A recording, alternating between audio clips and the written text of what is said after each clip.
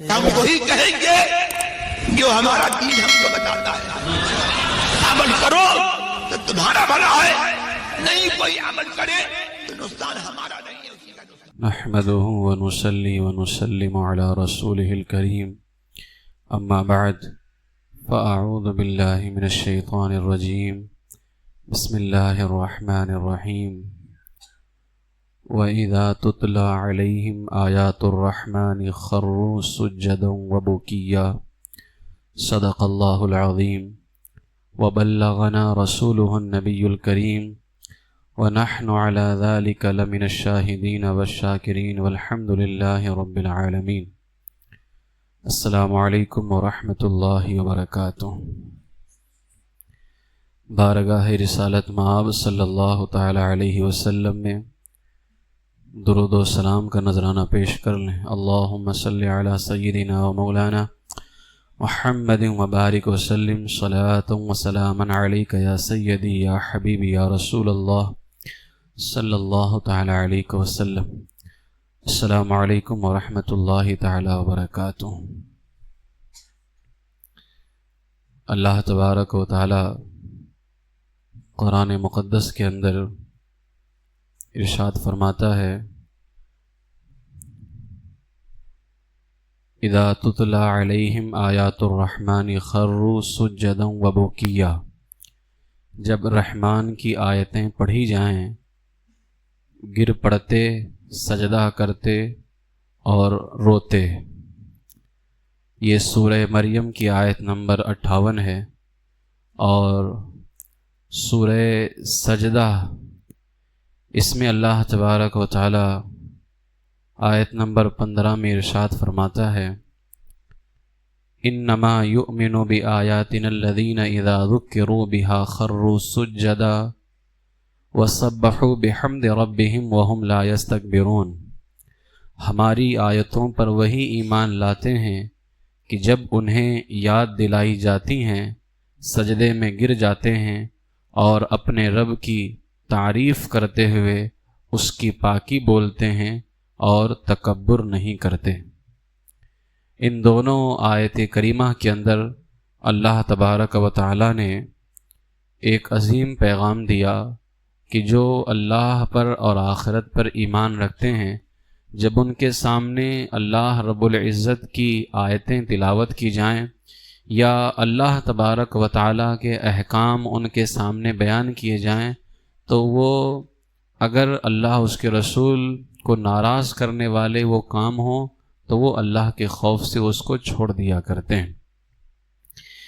خوف الہی یہ عظیم دولت ہے اور خوف الہی کے بغیر جو ہے یقیناً بندہ اپنے آپ کو گناہوں سے نہیں بچا سکتا ہے.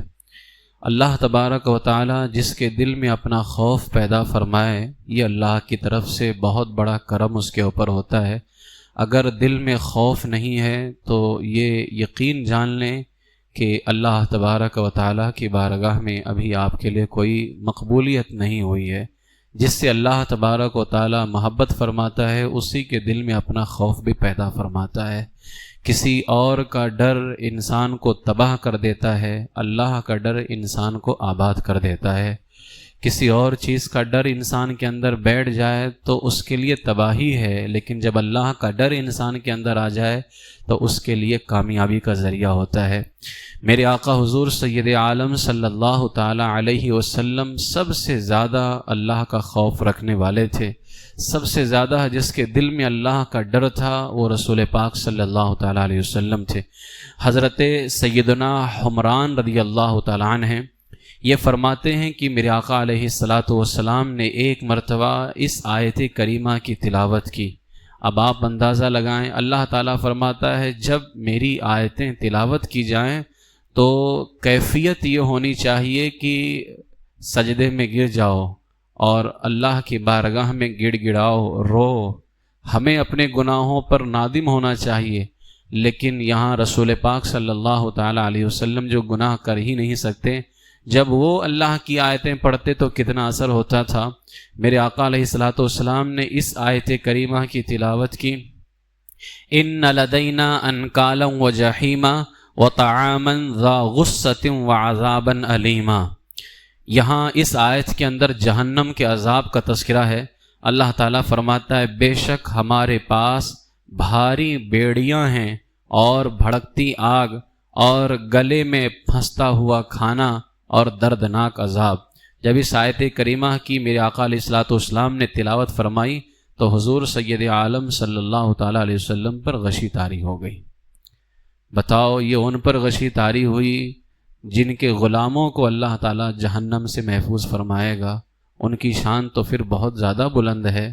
جو ان کا مقام و مرتبہ ہے بلندی میں وہ کسی کا مقام نہیں ہے، لیکن آپ پر غشی طاری ہو گئی۔ اور میرے آقا علیہ الصلوۃ والسلام اللہ کی بارگاہ میں اس طرح سے دعا مانگا کرتے، اللہم انی اعوذ بک من عذاب جہنم و اعوذ بک من عذاب القبر۔ اے اللہ میں جہنم کے عذاب سے تیری پناہ مانگتا ہوں اور قبر کے عذاب سے تیری پناہ چاہتا ہوں۔ جبکہ جہنم کا عذاب ہمیں ہونا ہے، قبر کا عذاب ہمیں ہونا ہے، لیکن ہم پناہ نہیں مانگتے۔ میرے آقا حضور سید عالم صلی اللہ تعالیٰ علیہ وسلم جہنم کے عذاب سے پناہ مانگتے۔ حضور سید عالم صلی اللہ تعالیٰ علیہ وسلم نے ایک حدیث پاک میں فرمایا، جب مومن کا دل اللہ کے خوف سے لرزتا ہے، یعنی جب تمہارے دل میں اللہ کا خوف پیدا ہو جائے اور ڈرنے لگ جاؤ، تو میرے آقا نے فرمایا اب اس مومن کے گناہ اس طرح سے جھڑتے ہیں جیسے درخت سے اس کے پتے جھڑتے ہیں۔ یعنی گناہوں کی معافی کا ایک بہت ہی بہترین طریقہ ہے کہ اگر اپنے گناہ جھڑوانا ہے، اپنے گناہ معاف کروانا ہے، تو اپنے دل میں اللہ کا خوف پیدا کرو۔ حضور نے فرمایا جب دل میں اللہ کا خوف پیدا ہو جائے تو گناہ ایسے جھڑیں گے جیسے درخت سے پتے جھڑا کرتے ہیں۔ اور ایک حدیث پاک میں میرے آقا علیہ السلام نے فرمایا قیامت کے دن اللہ تعالیٰ فرمائے گا فرشتوں سے کہ اس بندے کو آگ سے نکال لو، جہنم سے نکال لو۔ کس کو؟ میرے آقا فرماتے اللہ تعالیٰ قیامت کے دن یہ اعلان کرے گا کہ اس بندے کو آگ سے نکال لو جس نے کبھی مجھے یاد کیا ہو یا کسی مقام پر میرا خوف کیا ہو، یعنی مجھ سے ڈرا ہو، تو اللہ تبارک و تعالیٰ فرمائے گا کہ اس کو آگ سے نکال لیا جائے۔ یہی وجہ ہے کہ رسول پاک علیہ الصلاۃ والسلام نے صحابہ کرام کی ایسی تعلیم و تربیت فرمائی، اور پھر صحابہ کرام کے بعد آنے والے بزرگان دین نے ایسا عمل کیا اللہ کے فرمان پر، رسول پاک علیہ السلام کے طریقے پر، کہ ان کی زندگی کا ہر لمحہ خوف الہی کے اندر نظر آتا ہے۔ بہت سارے اولیاء کرام تو ایسے تھی کہ ان کی آنکھوں کی روشنی ختم ہو گئی، بینائی ختم ہو گئی، رو کر کے اللہ کے خوف کے اندر۔ ایک بزرگ ہیں حضرت علی بن بکار بصری رحمۃ اللہ تعالی علیہ، یہ اپنے زمانے کے بہت بڑے محدث تھے، پرہیزگار۔ یہ ایسا ان کا حال تھا، ان کے دل پر خوف خدا کا اتنا غلبہ تھا کہ رات دن روتے رہتے، حتیٰ کہ ان کی آنکھوں کی بینائی ختم ہو گئی تھی۔ صرف خوف الہی کے اندر رو کر کے آنکھوں کی بینائی ختم ہو گئی۔ اسی طریقے سے ایک اللہ کے محبوب بندے تھے حضرت سیدنا اسود بن یزید رضی اللہ تعالیٰ عنہ، یہ نہایت جلیل القدر تابعی ہے۔ میرے عزیزو، یہ میں کسی بڑے بڑے گنہگاروں کا نام نہیں لے رہا ہوں کہ یہ اپنے گناہوں کو یاد کر کے روتے تھے۔ یہ وہ لوگ ہیں جو اللہ نے ان کو بڑا مقام دیا ہوا ہے، ولایت کے اندر ان کے پاس بڑے مقام تھے۔ بتائیں تابعی بزرگ کون ہوتا ہے؟ جس نے صحابہ کا دیدار کیا ہو۔ تابعی جس نے صحابہ کا دیدار کیا، اور حضور نے فرمایا سب سے بہتر میرا زمانہ، پھر میرے صحابہ کا زمانہ، پھر ان کا زمانہ ہے جن کا زمانہ میرے صحابہ کے زمانے سے ملا ہوا ہے، اور یہ تابعی کا زمانہ ہے۔ حضرت سیدنا اسود بن یزید رضی اللہ تعالیٰ عنہ یہ تابعی بزرگ ہیں۔ آپ خوف خدا سے راتوں کو اس قدر رویا کرتے تھے کہ آپ کی ایک آنکھ کی بینائی رونے کی وجہ سے ختم ہو گئی، اور اتنے لاغر کمزور ہو گئے کہ بدن پر ہڈی اور کھال کے علاوہ کچھ باقی نہیں بچا تھا، صرف خوف الہی کے اندر۔ اسی طریقے سے ایک بزرگ ہیں حضرت سیدنا منصور بن عمار رضی اللہ تعالیٰ عنہ، یہ فرماتے ہیں کہ میں کوفہ میں رات کے وقت ایک گلی سے گزر رہا تھا، اچانک ایک درد بھری آواز میری سماعت سے میرے کانوں سے ٹکرائی۔ اس آواز میں اتنا کرب تھا، اتنا درد تھا کہ میرے اٹھتے ہوئے قدم رک گئے۔ حضرت منصور فرماتے ہیں میں نے ایک گھر سے یہ آواز سنی تو میں غور سے سننے لگ گیا کہ آخر یہ درد سے رونے والا کون ہے۔ اب وہ فرماتے ہیں حضرت منصور جب میں نے اس آواز کو غور سے سنا تو کہتے میں نے کیا سنا کہ اللہ تعالیٰ کا کوئی بندہ ان الفاظ میں اپنے رب کی بارگاہ میں مناجات کر رہا تھا، اللہ کو یاد کر رہا تھا۔ اس کے الفاظ کیا تھے؟ وہ کہتا ہے اے اللہ تو ہی میرا مالک ہے، تو ہی میرا آقا ہے، تیرے اس مسکین بندے نے اے میرے مولا تیری مخالفت کی بنیاد پر میں نے گناہ نہیں کیا کہ میں تیرے خلاف جانا چاہتا تھا، ایسا نہیں کہ میں نے گناہ اس لیے کیا کہ میں تیرے خلاف جانا چاہتا تھا، نہیں، بلکہ نفس کی خواہشات نے مجھے اندھا کر دیا تھا۔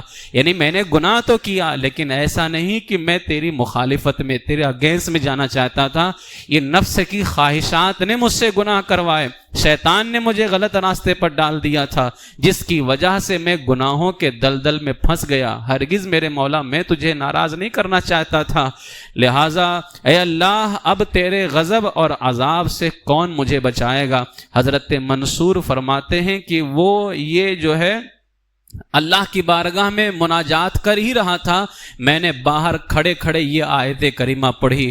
قرآن پاک کے اندر اللہ فرماتا یا ایھا الذین آمنوا قوا انفسکم واہلیکم نارا وقودها الناس والحجارۃ علیہا ملائکۃ غلاظ شداد لا یعصون اللہ ما امرهم ویفعلون ما یؤمرون۔ اے ایمان والو اپنی جانوں اور اپنے گھر والوں کو اس آگ سے بچاؤ جس کے ایندھن آدمی اور پتھر ہیں، اور اس جہنم پر سخت طاقتور فرشتے مقرر ہیں جو اللہ کا حکم نہیں ٹالتے، اور انہیں جو حکم ہوتا ہے وہ فرشتے وہی کرتے ہیں۔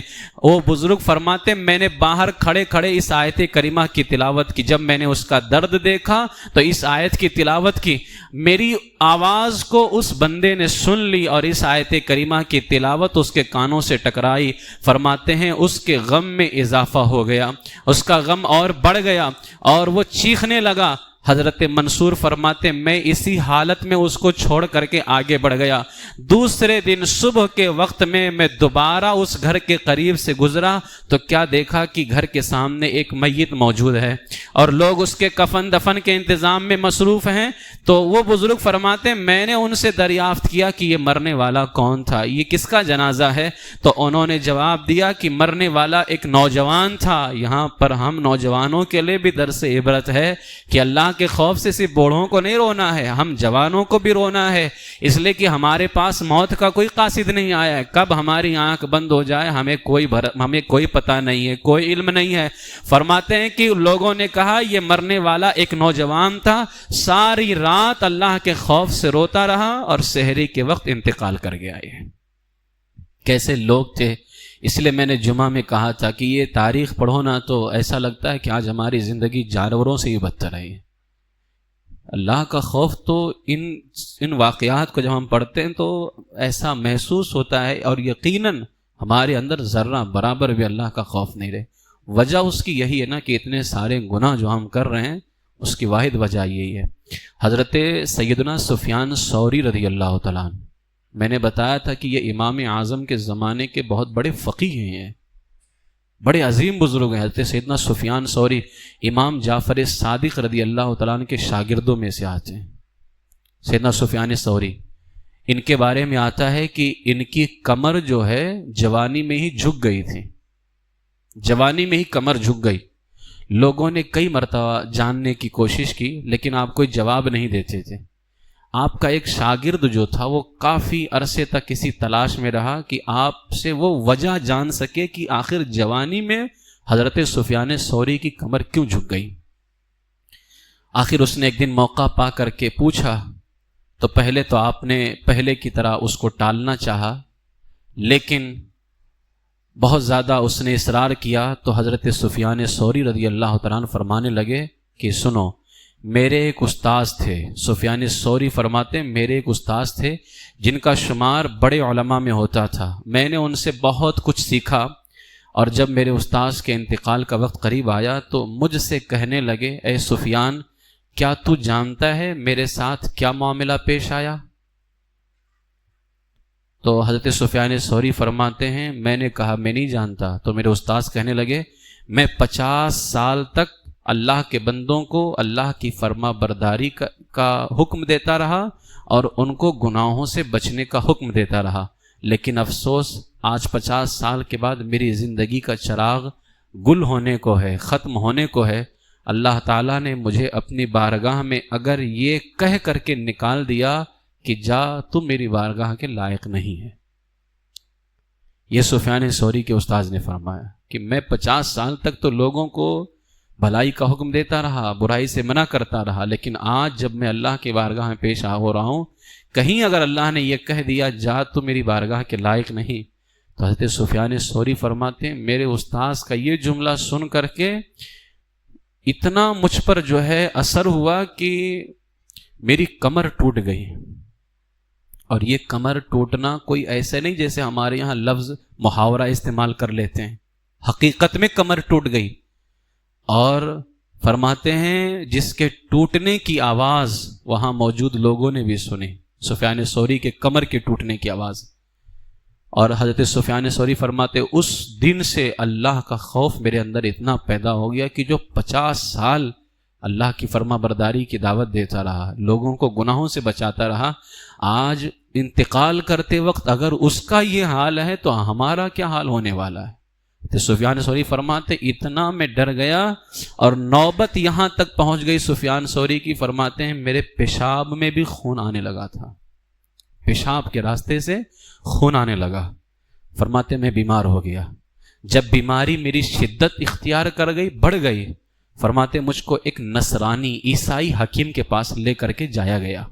جب مجھے اس عیسائی ڈاکٹر کے پاس لے کر کے جایا گیا تو پہلے تو وہ میری بیماری کا پتہ نہ لگا سکا میری بیماری کیا ہے، پھر اس نے بہت غور کر کے میرے چہرے کا جائزہ لیا اور میری نبض دیکھی، نس چیک کیا، اس کے بعد میں کہتا ہے ان کو چھوڑ دو، ان کا علاج نہیں ہے۔ اس حکیم نے کہا میرا خیال ہے کہ اس وقت مسلمانوں میں اس جیسا نوجوان کہیں نہیں ملے گا، اس لیے کہ خوف الہی کی وجہ سے اس کا جگر پھٹ چکا ہے۔ سفیان ثوری رضی اللہ تعالیٰ عنہ کے پیشاب سے خون اس لیے نکلتا تھا کہ اس حکیم نے کہا کہ خوف الہی کی وجہ سے اس نوجوان کا جگر پھٹ چکا ہے۔ کیسے کیسے ہمارے اکابرین تھے، بزرگان دین تھے کہ اللہ کا خوف ان کے اندر کتنا ہوتا تھا۔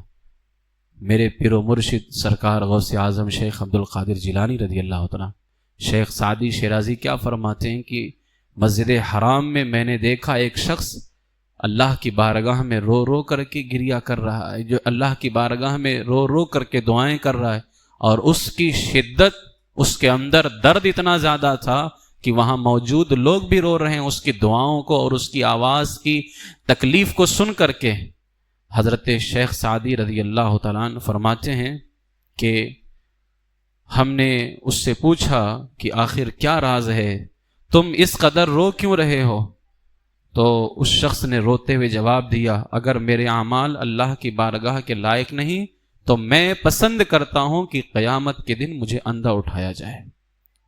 سیدنا سعدی شیرازی رضی اللہ تعالیٰ عنہ فرماتے ہیں کہ ہم اسے پہچان تو نہ سکے، ہم نے پوچھا اے شیخ آپ کون ہیں؟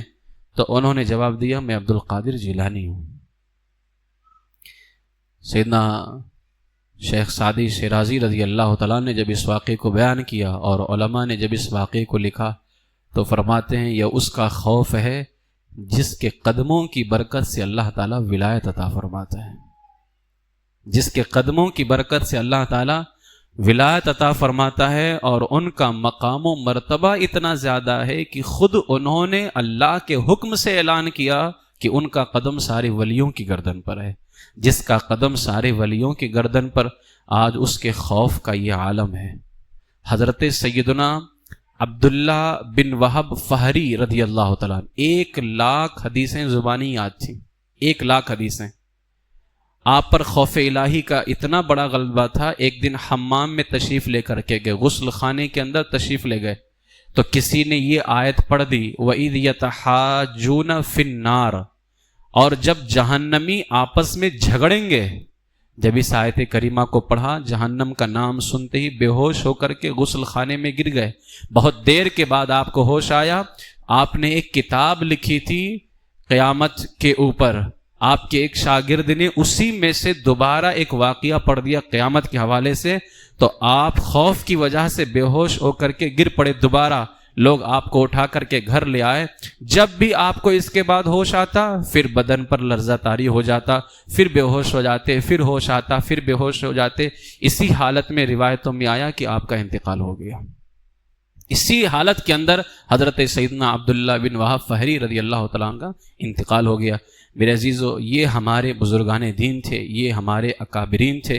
حضرت سیدنا فتح موصلی، اور یہ صرف یہ جو ہمارے آنسو ہوتے ہیں یہ صرف آنسو نہیں تھے، ان کے آنسو کیسے ہوتے تھے؟ حضرت سیدنا فتح موصلی رحمۃ اللہ تعالی علیہ بڑے متقی پرہیزگار تھے۔ ان کا معمول یہ تھا کہ روزانہ رات کو 1 دینار سونے کا سکہ یہ اللہ کی راہ میں خرچ کرتے تھے۔ صدقہ تو بلاؤں کو ٹال دیتا ہے، اللہ کی بارگاہ میں بڑا عمل مقبول ہے۔ یہ روزانہ رات کو صدقہ کرتے تھے۔ ایک دن آپ اپنے مصلی پر بیٹھے خوف خدا کی وجہ سے رو رہے تھے، تو اچانک آپ کا ایک شاگرد آیا، اس نے دیکھا کہ آپ نے اپنا چہرہ ہاتھوں میں چھپا کر کے رکھا ہے اور پوری انگلی لال ہو چکی ہے۔ حضرت سیدنا فتح موصلی رحمۃ اللہ تعالی علیہ کی پوری انگلی لال ہو چکی ہے۔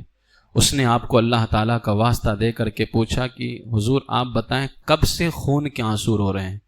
گویا آنکھوں سے یہ پانی نہیں نکلتے تھے، خون کے آنسو تھے۔ اس نے اللہ کا واسطہ دیا اور کہا آپ کو اللہ کا واسطہ، جس کا خوف آپ کے دل میں ہے آپ کو اسی کا واسطہ، آپ بتائیے کہ آپ کے رونے کی یہ حالت کب سے ہے؟ تو جب اس نے پوچھا تو آپ نے فرمایا اگر تو نے مجھے اللہ کا واسطہ نہ دیا ہوتا تو میں کبھی نہ بتاتا۔ سن، میں 60 سال سے خون کے آنسو رو رہا ہوں، 60 سال سے فرماتے میں خون کے آنسو رو رہا ہوں، اور میرے بچپن میں ہی آنکھوں سے آنسوؤں کے ساتھ خون نکلتا تھا۔ جب ان کا وصال ہو گیا تو کسی نے آپ کو خواب میں دیکھا اور پوچھا اللہ نے آپ کے ساتھ کیا سلوک فرمایا؟ تو آپ نے فرمایا میرے رب نے مجھ سے اپنی شان کے لائق سلوک فرمایا، اور اللہ نے اپنی بارگاہ میں کھڑے کر کے پوچھا اے فتح موصلی تو جانتا ہے میں نے تجھے کیوں بخشا؟ تو حضرت فتح موصلی فرماتے میں نے کہا مولا میں نہیں جانتا کہ تو نے مجھے کیوں بخشا۔ تو میرے رب، حضرت فتح موصلی فرماتے میرے رب نے فرمایا 40 سال سے تیرا نام عمل میری بارگاہ میں پیش ہو رہا ہے، لیکن کسی دن بھی تیرا نام عمل میں گناہ نہیں تھا، اس بنیاد پر میں نے تجھے بخش دیا ہے۔ جس کے 40 سال کے نام عمل میں ایک دن بھی گناہ نہیں تھا، وہ 60 سال سے خون کے آنسو رو رہا ہے۔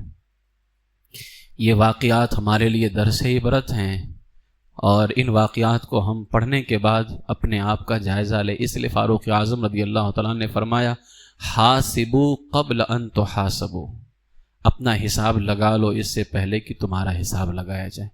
آج اگر نہیں رو گے تو قیامت کے دن بہت رونا پڑے گا۔ اسی لیے میرے آقا نے فرمایا نا کہ اللہ تعالیٰ فرماتا ہے میں اپنے بندے پر 2 خوف جمع نہیں کروں گا، اگر میرا بندہ دنیا میں ڈرے گا میں اس کو آخرت میں ڈرنے نہیں دوں گا، اور اگر دنیا میں نہیں ڈرے گا تو وہ آخرت میں بہت ڈرے گا۔ اس کا مطلب یہ ہے کہ آج اگر ہم روتے ہیں تو یقیناً آخرت میں ہمارے لیے خوشی ہوگی۔ اس لیے کہ میرے آقا علیہ الصلوۃ والسلام نے فرمایا کہ اللہ تعالیٰ فرماتا ہے جو دنیا میں روئے گا قیامت کے دن میں اسے ہنساؤں گا، اور اگر کوئی دنیا میں نہیں رویا اور ہنستا رہا میں اس کو آخرت کے اندر رلاؤں گا۔ آخرت کا رونا بہت سخت ہے، دنیا میں رونا تو آسان ہے، آخرت کا رونا بہت سخت ہے۔ اللہ تبارک و تعالی ہمارے دلوں میں اپنا خوف پیدا فرمائے، اور آپ تمامی حضرات بھی بزرگوں کے اس طرح کے واقعات کو پڑھا کریں، ان کی تاریخ پڑھا کریں، اور اپنے آپ کو اللہ تبارک و تعالی کے خوف کے اندر ہمیشہ رکھنے کی کوشش کریں۔ اللہ تعالی ہم سب کے دلوں میں خوف خدا کو پیدا فرمائے، اور خوف خدا میں اللہ تعالی ہمیں رونے کی توفیق عطا فرمائے، عشق مصطفیٰ میں اللہ تعالی ہمیں رونے کی توفیق عطا فرمائے، ایمان پر زندہ رکھے، ایمان ہی پر خاتمہ بالخیر فرمائے۔ وآخر دعوایا ان الحمد للہ رب العالمین۔ السلام علیکم ورحمۃ اللہ۔